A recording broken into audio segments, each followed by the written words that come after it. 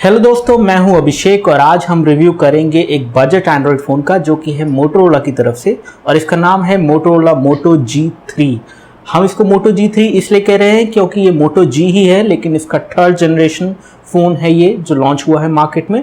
तकरीबन 12,000 रुपये में आपको इस फ़ोन का 8 GB स्टोरेज का मॉडल मिल जाएगा और अगर आप 1,000 रुपये एक्स्ट्रा खर्च करें तो आपको 13,000 रुपये में 16 GB इंटरनल स्टोरेज इस फोन में मिल जाएगी और 2 GB की रैम मिलेगी, जबकि 8 GB के इंटरनल स्टोरेज वाले मॉडल में आपको सिर्फ 1 GB की रैम मिलेगी। तो इस फोन के बारे में बात करते हैं और शुरुआत करते हैं इसके रिव्यू को इसकी बिल्ड क्वालिटी और डिज़ाइन के साथ। अगर हम इसकी बिल्ड क्वालिटी की बात करें तो मोटो G3 एक अच्छी बिल्ड क्वालिटी के साथ आता है। ये एक प्लास्टिक फ़ोन है, आपको एजिस पे सिल्वर प्लास्टिक दिखेगा जो कि मेटल जैसा दिखता है, लेकिन ये प्लास्टिक ही है। पीछे का बैक कवर भी प्लास्टिक है और अगर आप बैक कवर को रिमूव करें तो आप बैक कवर को रिमूव करके सिम कार्ड इंसर्ट कर सकते हैं। ये एक डुअल सिम फोन है, दोनों ही सिम कार्ड पे 4G का सपोर्ट भी आ रहा है।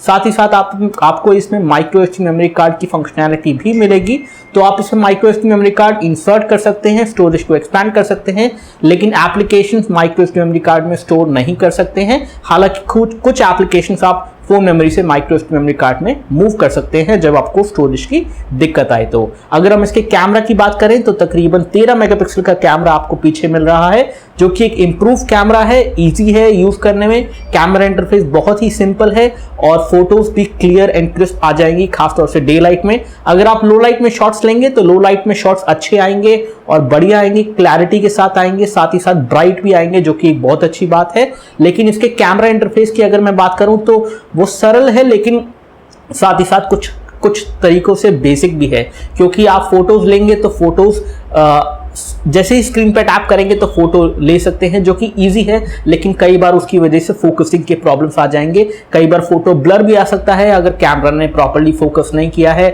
और आपके हाथ स्टेबल नहीं है। अगर हम इसके फ्रंट कैमरा की बात करें तो फ्रंट कैमरा इसमें 5 मेगापिक्सल का है और साथ ही साथ फ्रंट कैमरा से आप अच्छी फोटोज ले सकते हैं लो लाइट में भी। हालांकि डार्क लाइट में या फिर लो लाइट में थोड़ा सा ग्रेन्स आपको फोटोज में दिखेंगे जो आप फ्रंट कैमरा से ले सकते हैं। अगर हम इसके डिस्प्ले की बात करें तो IPS LCD डिस्प्ले आपको इसमें मिलेगा, जो कि अच्छे कलर प्रोडक्शन के साथ आता है। व्यूइंग एंगल्स बढ़िया है, आप इस डिस्प्ले को अलग अलग एंगल से व्यू कर सकते हैं, किसी भी तरह के इशू के बिना इसको यूज कर सकते हैं। और ये हाई डेफिनेशन डिस्प्ले के साथ आता है, इससे आप हाई डेफिनेशन वीडियोस इस पे चला भी सकते हैं, जो कि 720p रेजोल्यूशन पे है, या फिर अगर आप 1080p वीडियोस चलाना चाहते हैं तो वो भी आप इस पे प्ले कर सकते हैं।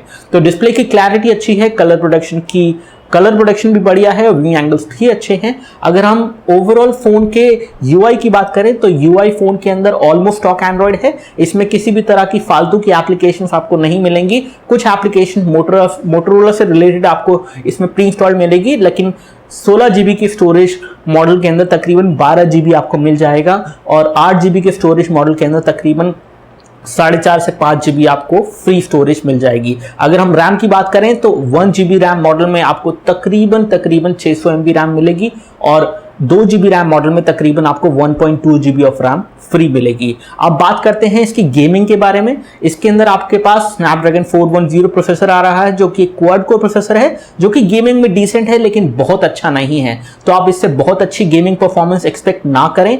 आप इसमें हाई डेफिनेशन गेम्स खेल सकते हैं, जैसे कि एसफेल्ट 8, सबवे सर्फर भी आप खेल सकते हैं, लेकिन अगर आप हेवी ग्राफिक्स वाले गेम्स खेलना चाहेंगे जैसे कि मॉडर्न कॉम्बैट 5 या नोवा 3, उसमें ये काफी हद तक लैग करेगा। एसफेल्ट 8 में भी हमने इसमें थोड़ा बहुत लैग देखा है, जब हमने इसका गेमिंग टेस्ट किया एसफेल्ट 8 से तो इसमें थोड़ा बहुत UI लैग आ रहा था, फ्रेम ड्रॉप्स हो रहे थे। अगर हम इस फोन की ओवरऑल वैल्यू फॉर मनी की बात करें तो एक चीज इस फोन में यूनिक है जो कि और किसी फोन में नहीं है इस प्राइस सेगमेंट में, और वो है इसका वाटरप्रूफ फीचर। तो ये फोन IPX7 सर्टिफाइड है, इसी के साथ ये फोन काफी हद तक वाटर रेजिस्टेंट है और इस फोन को आप पानी में सबमर्ज भी कर सकते हैं तकरीबन 3 फीट की गहराई तक, तकरीबन 30 मिनट के लिए, और उसके बाद भी अगर आप फोन बाहर निकालेंगे तो ये चलता रहेगा।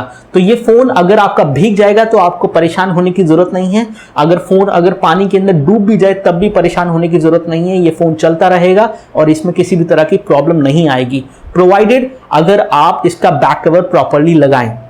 इस फोन का बैक कवर रिमूव हो सकता है, मैं आपको उस बैक कवर को रिमूव करके दिखाता हूं कि एक्चुअली में वाटरप्रूफ फीचर किस तरह से मोटोरोला ने इंप्लीमेंट किया है। तो वाटरप्रूफ फीचर को इंप्लीमेंट करने के लिए मोटोरोला ने कुछ रबर की पैडिंग्स दी हैं बैक कवर पे, जो कि आपके सिम कार्ड के स्लॉट को बचाती हैं पानी से अगर ये पानी में डूब जाए तो, और साथ ही साथ दूसरे सिम कार्ड के स्लॉट को भी बचाती हैं। तो अगर ये back cover properly tight fit है, प्रॉपर तरीके से लगा हुआ है डिवाइस पे, और आपका डिवाइस पानी में जाता है तो किसी भी तरह की कोई प्रॉब्लम नहीं आएगी। लेकिन अगर ये लूज फिट है, कहीं पे कुछ गैप रह गया है एजेस पे, जो आपने ठीक से उसे प्रेस नहीं किया, उसको अटैच नहीं किया उसके बैक बॉडी के साथ, तो इसमें पानी जा सकता है और ये डैमेज हो सकता है। अगर हम इस फोन की बात करें तो फोन बहुत बढ़िया है, यूआई के हिसाब से अच्छा है, बैटरी के हिसाब से भी बढ़िया है। तकरीबन 1 दिन का बैटरी बैकअप आपको आसानी से इस फोन में मिल जाएगा, जो कि बहुत अच्छी बात है। और 1 दिन के बैटरी बैकअप के साथ आप 1 से ज्यादा दिन के बैटरी बैकअप को भी उम्मीद कर सकते हैं।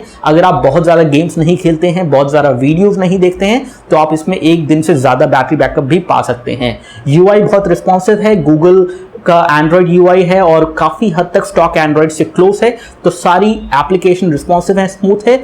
एक चीज जो मैंने देखी है मोटोरोला मोटो जी 2nd जनरेशन में, जो कि मेरी मदर यूज कर रही हैं, उस फोन में थोड़ा यूआई लैग आ गया है इतने समय के यूज करने के बाद। तो ये फोन अभी तो बढ़िया चलेगा, तकरीबन 5 से 6 महीने तक आप इसको एक्सपेक्ट कर सकते हैं बढ़िया चले। लेकिन जैसे जैसे आप इसमें एप्लीकेशन डालते जाएंगे, जैसे जैसे आप इसमें डेटा आपका भरते जाएंगे, वैसे वैसे ये थोड़ा सा आपको यूआई लैग देगा।